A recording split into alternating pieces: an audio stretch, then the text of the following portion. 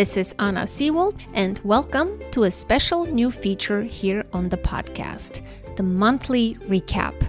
We are trying something a little different, and we hope you will find it useful. We know that not everyone has time to listen to every episode, and honestly, I wouldn't expect you to. And sometimes just the title isn't enough to know if an episode is right for you.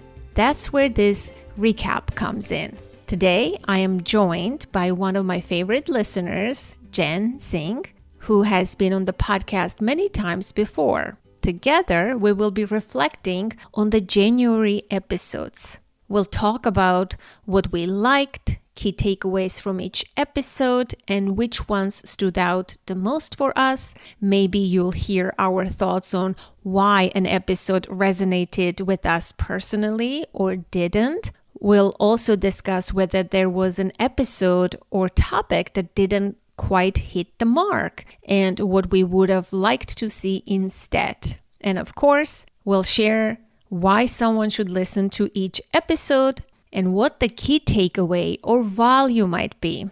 Finally, we'll answer the big question.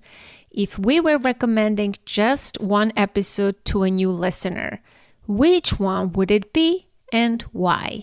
And hey, if you're a regular listener and want to join me for a future recap, I would love to have you. Just reach out and let me know. I'm always looking for new voices to join the conversation. Please enjoy, and thank you for listening. Jen, thank you so much for joining me today for this new feature, monthly recap. Thanks for having me. Yeah. This is exciting. I'm looking forward to this.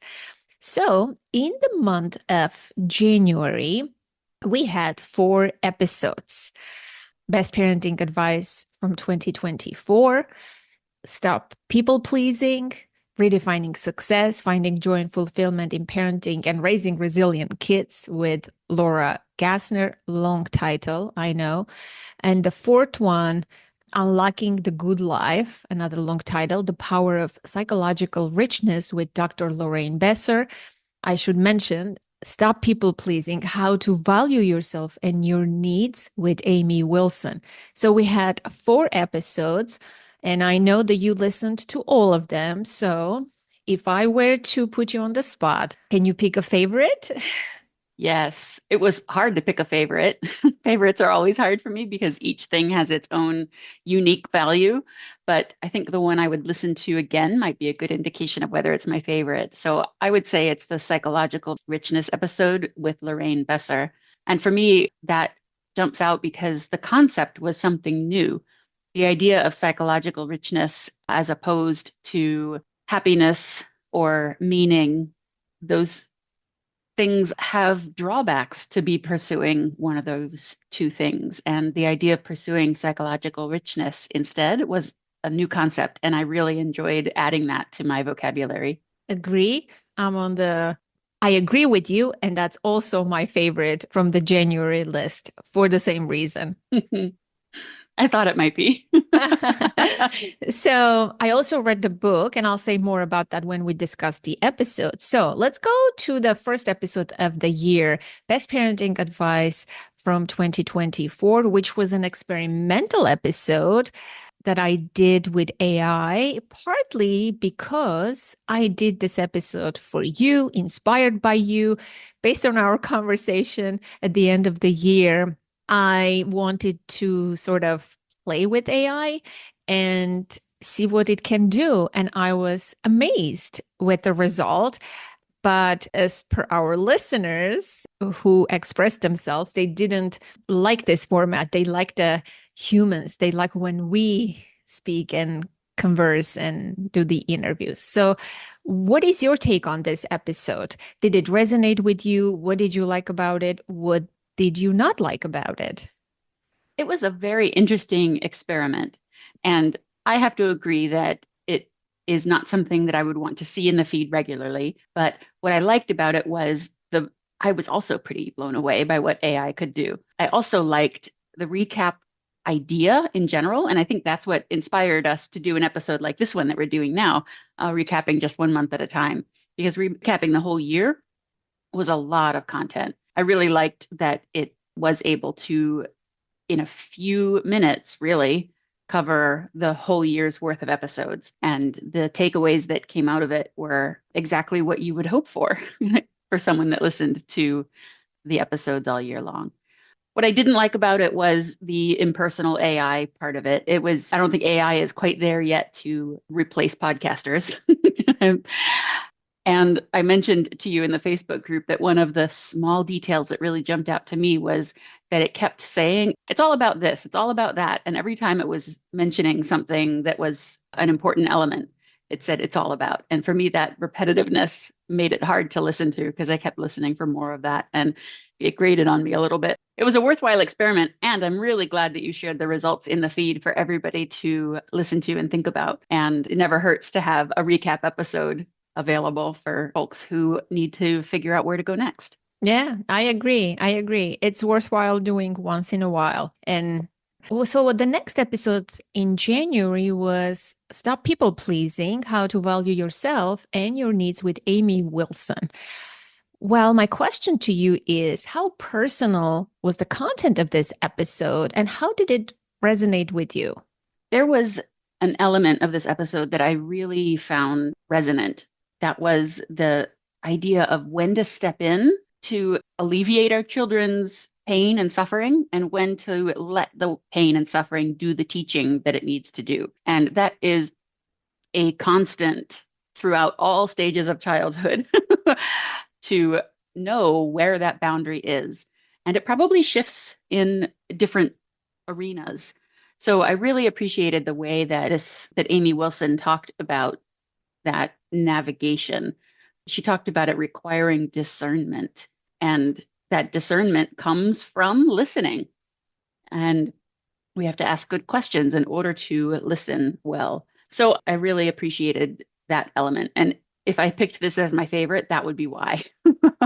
Because of that mention of that very difficult boundary that is hard to find a lot of the time. And no matter what you do, whether you intervene and help your child, whether you don't, you're always going to be faced with the sense of guilt. That was another takeaway I took. And it's kind of normalized for me, the experience of parenting and not putting pressure on ourselves because we're not going to get this 100% right all the time. So let's just relax and do our best in that moment, in that time and space.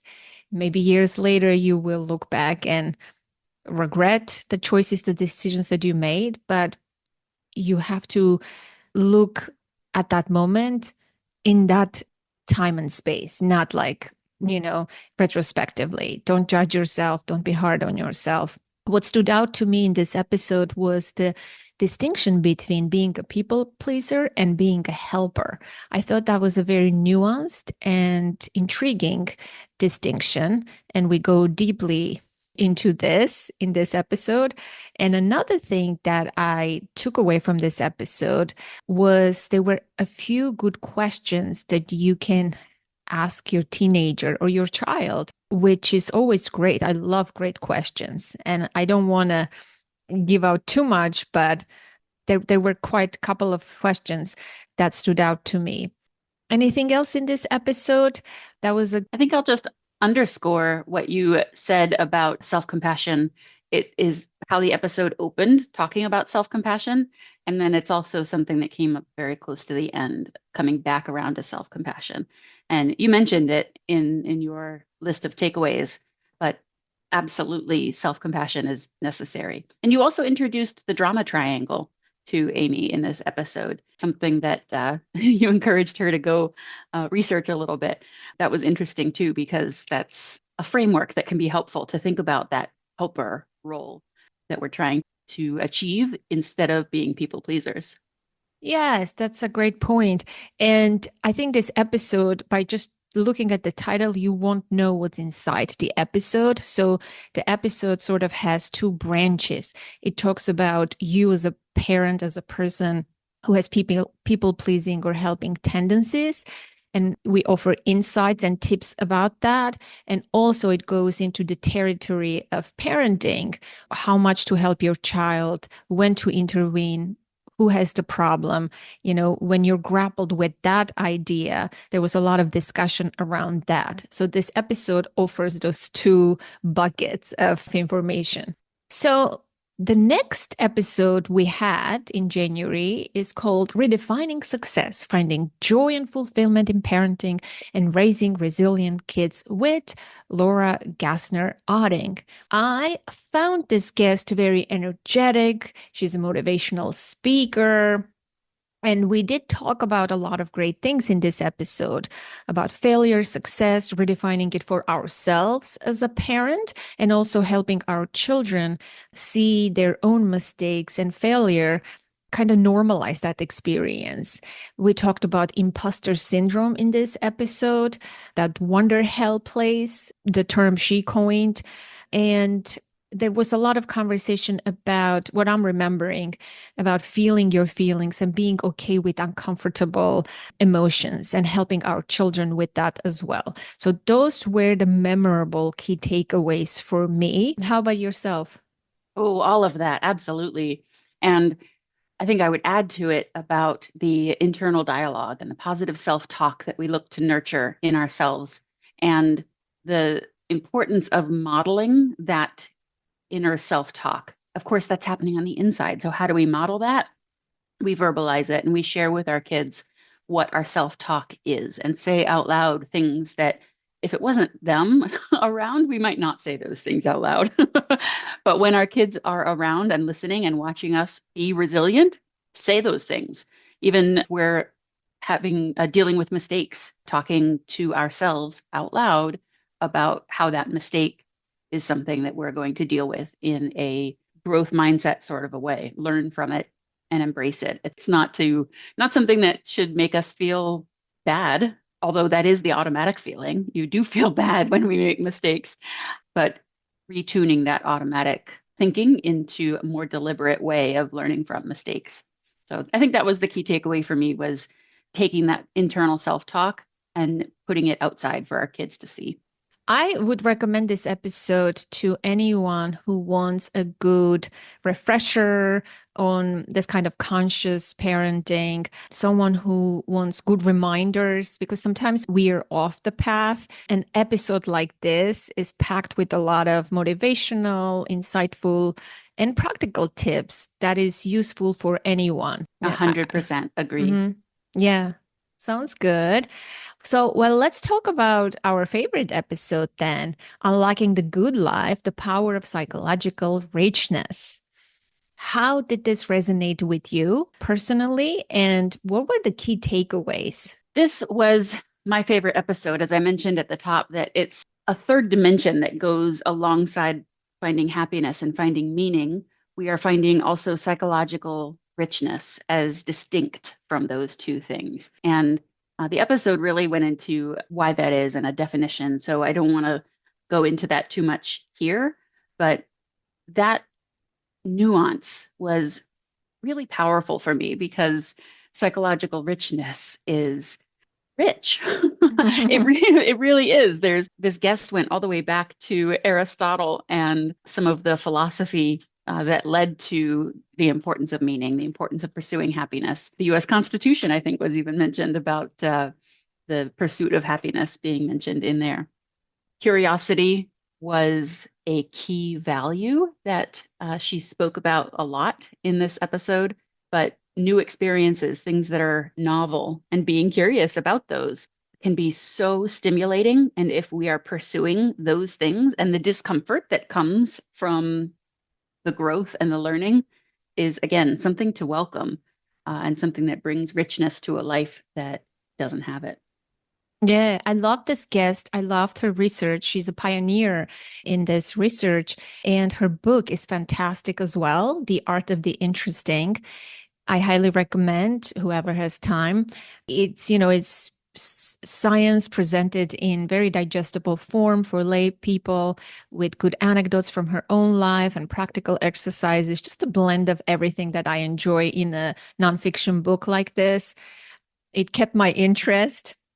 what I took away from this was we don't have to pursue happiness. We have to sort of neglect the pursuing act of happiness. And happiness is very attainable for everyone. She adds a third dimension, like you said. They were usually two thoughts before, right? Psychologists and philosophers always thought of happiness as one camp is the pleasure, the other one more meaning, and she offers the third dimension, psychological richness, which is the art of the interesting, keeping things interesting. And it's very personal for everyone what interesting is, and that's what makes this very valuable and truly powerful, because everybody can cultivate the interesting in their own life. Either you cultivate or you find it. It's there. Those two distinctions. It was an important distinction there. And she defines the interesting, or rather the psychological richness, is like there are three elements: novelty, challenge, and complexity, which I think are also very personal to everyone. And she has interesting questions and exercises that people can engage with in the book. And so I would highly recommend this episode to anyone who wants to live the good life and who doesn't. And I will listen to this episode again for sure. Me too. Me too. And on a personal note, one of the areas of my life where I find psychological richness, I wouldn't have labeled it like that before, is these talks that our local, well, we live near a big city, and the big city has some science museums and institutes and a deep pool of expertise. And they hold public events every month or two at a restaurant, and they present their research to the public. And it is always complex because these researchers are doing cutting edge science things, and they are definitely interesting to me. It's always novel. The things that they're presenting are never things I have found myself searching for information on. Those things attend because they're being offered.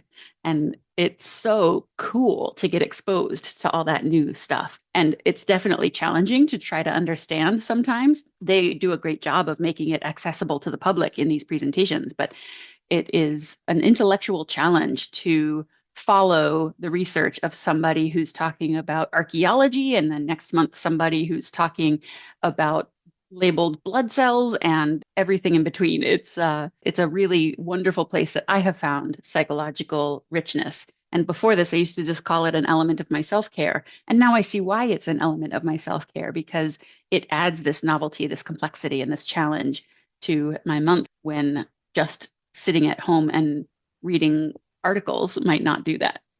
Yeah, I think this episode offered this new idea of, being happy in your life, and not just like the traditional way of pursuing pleasure, the hedonic way, or, pursuing meaning and finding meaning, which is also good. She's not excluding those two avenues. Rather, she's adding the third leg to the third-legged stool. That's how she calls it. And this episode is really rich, and there is a lot of sciencey stuff. So I highly recommend it. And question I have for you, since we discussed all four episodes, was there an episode or topic that you didn't quite like, or it didn't hit the mark, or you have some critical thoughts about, or how can we improve perhaps, or maybe it was incomplete in some way, looking at the list of the four episodes?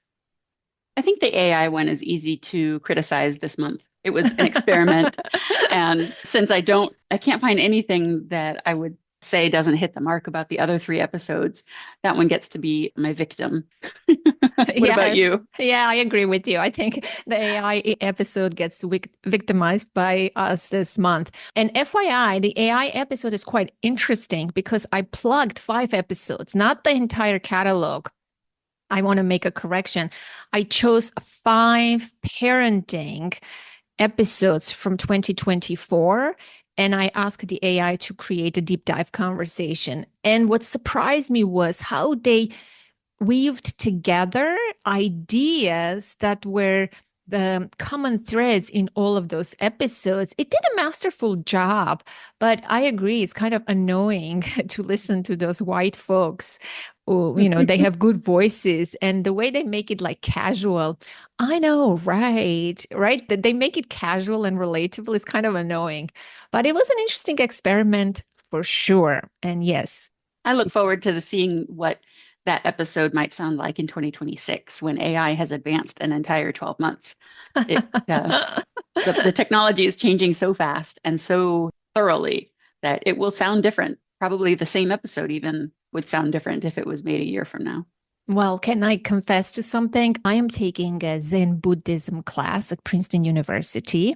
And as you can imagine, the texts are very hard to understand and comprehend. One of the texts was really long and hard to understand, and I didn't have time before the class. So I used this specific tool, the deep dive tool. I put the text into AI and I said, create a deep dive. So, and obviously, with all the annoying parts apart, I understood the text pretty well. And today, when I went to the lecture, wow, I knew it because of the AI. It extrapolated all the main points. And yes, there was a lot of repetition in the AI version, but it was kind of helpful for understanding a very complex old text. So there you go. Another creative use for That's AI. Awesome. And thanks to you, I am bolder with using AI in my day-to-day life. That's terrific. Wonderful. Well, I'm glad to hear it. Well, thank you for joining me for this experimental episode. I hope this gave the listener who hasn't listened to all of the 4 episodes an idea. This was just a little taste to what's in those episodes. And I would love to hear from the listener whether this recap is a good idea. Did they enjoy this recap? So let us know. Thanks, Anna. Thanks for having me. Thank you for joining me.